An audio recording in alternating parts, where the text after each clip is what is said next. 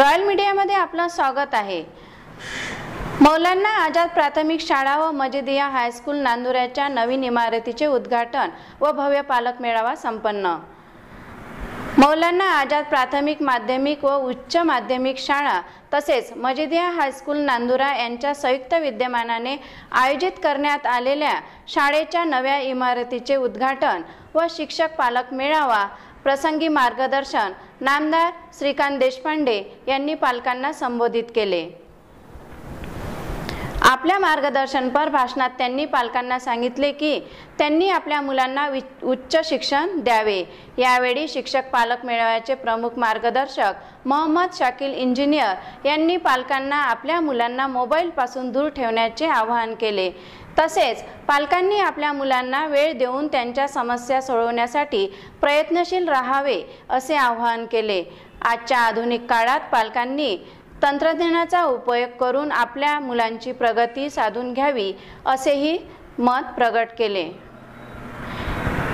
यावेळी मौलाना आझाद आर्थिक विकास महामंडळाचे संचालक शाह आलम खान यांनी आपल्या भाषणात समाजाने मौलाना आझाद आर्थिक विकास महामंडळाच्या माध्यमातून आपल्या पाल्यांना उच्च शिक्षण देऊन आपला विकास करून घ्यावा।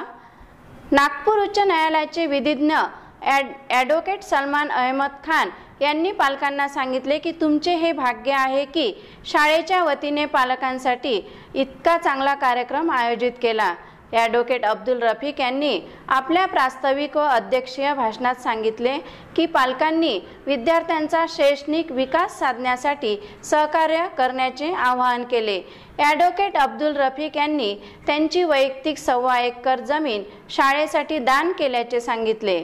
या प्रसंगी शाळा व संस्थेच्या वतीने सर्व मान्यवरांचा सत्कार करण्यात आला व त्यांना स्मृतिचिन्ह देण्यात आले।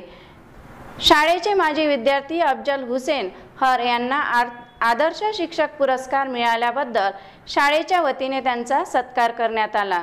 तसेच शाळेचे विज्ञान शिक्षक सय्यद सादिक सर यांना त्यांच्या उत्कृष्ट व्हिडिओसाठी सन्मानित करण्यात आले।